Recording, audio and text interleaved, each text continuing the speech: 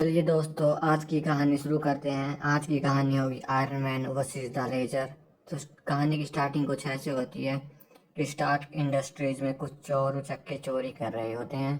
तभी चोरी करते करते टाइम इनके हाथ से एक बक्सा गिर जाता है जिसमें कुछ जैकेट जैसा टैग होता है, जिसे ये बंदा उतार के पहन लेता है कि आखिर इसे होता क्या है। वो बोलता है कि कुछ भी मत पहनो, गड़बड़ हो जाएगी, इसे वापस घर में रखो और हम लेके चलते हैं, हमारा काम बस ये इसे लेके जाना। लेकिन वो बंदा उसे पहन लेता है और उसका बटन दबा देता है, जिससे एक खतरनाक विस्फोट हो जाता है और अचानक से एक हुप्पा के छल्ले जैसा कुछ खुल जाता है और फिर हमें आयरन मैन का इंट्रो दिखाते हैं। फिर क्लास में टीचर सबकी प्रेजेंटेशन ले रही थी और टोनी स्टार्क से कहती है कि अगर तुमने इस बार कुछ नहीं किया तो तुम फेल हो जाओगे और हम तुम्हें क्लास से निकाल देंगे, मिस्टर टोनी स्टार्क। क्योंकि टोनी सारा दिन बाहर के कामों में लगा रहता है। उसकी कंपनी पर अब ओबाडाया स्टेन बैठा है। वो सारा दिन सोचता है कि स्टेन से कैसे अपनी पापा की कंपनी को बचाए। तो इस पर आयरन मैन बन के वो जा रहा होता है और रोडी कहता है कि अगर तुम्हारी यही हरकत रही तो तुम स्कूल से निकाल देंगे। तो इस पर अपना टोनी कहता है कि मुझे स्कूल की कोई परवाह नहीं है, निकाल देंगे तो निकाल देंगे। रोडी बोलता है अच्छा तो हमारी भी परवाह नहीं होगी। इस पर आयरन मैन कुछ नहीं कहता और चला जाता है और देखता है कि पुलिस वालों पर कोई बैंक लूट रहा होता है। पुलिस वाले इस पर फायरिंग करते हैं लेकिन उस पर फायरिंग का कुछ भी नहीं होता है।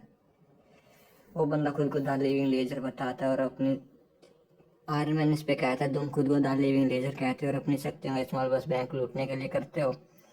वो लेजर पुलिस वालों को बुरी तरह से मारता है। तभी अपना आयरन मैन एक रिपल्सर से उसे जोरदार हमला करता है और उसका टैक उतार के ले जाता है।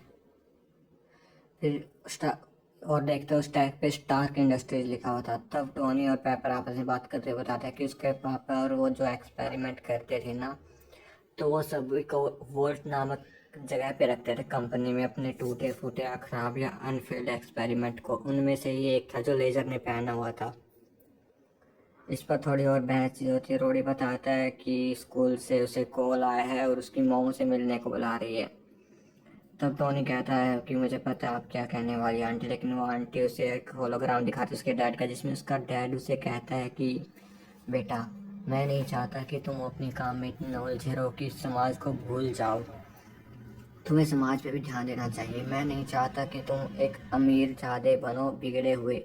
मैं तुम पे कंपनी का बोझ में नहीं थोपना चाहता। पैसा अच्छे अच्छों को बिगाड़ देता है, तुम जैसे काबिल को भी। इसलिए मैं चाहता हूँ कि तुम अच्छे से मुल्क आगे बढ़ो। अगर तुम अपनी ग्रेजुएशन कंप्लीट नहीं करते तो स्टार्क इंडस्ट्रीज सारी ट्रस्ट को चली जाएगी और तुम्हें कुछ नहीं मिलेगा।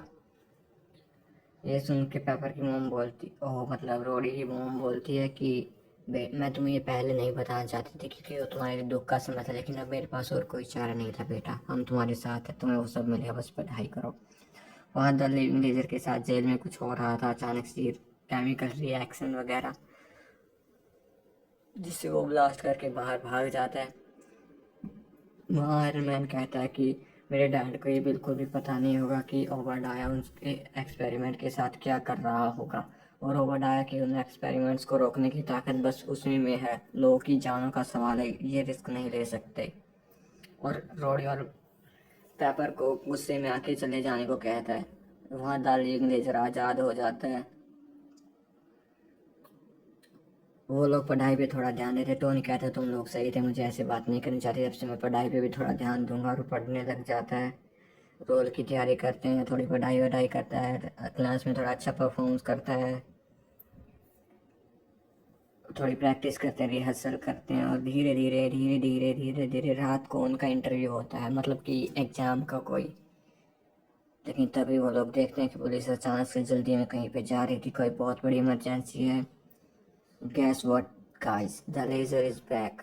द लेजर बोलता है कि मुझे आयरन मैन चाहिए वरना वो पूरे शहर को तबाह कर देगा।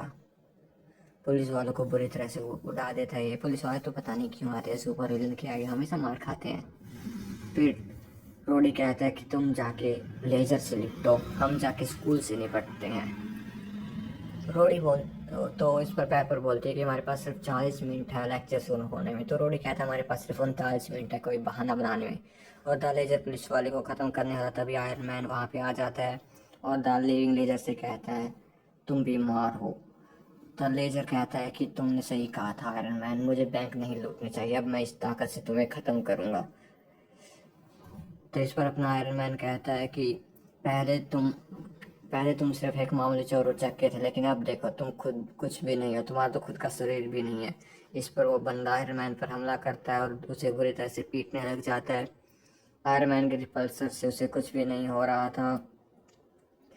आयरन मैन को ढेर दनादन शुरू हो जाती है। आयरन मैन के रिपल्सर से उस बंदे को बस गुदगुदी हो रही थी। वो आयरन मैन के कवच के अंदर जाने लगता है। तभी आयरन मैन उसके लेजर की फ्रीक्वेंसी को अपने लेजर से मैच करता है और उस पर हिट करता है और उसके टुकड़े टुकड़े कर देता है। और वहाँ पे टाइम शुरू होने वाला होता है। तभी टोनी टाइम पे पहुँच जाता है और रिहर्सल करते हैं और ये आज की कहानी यहीं समाप्त।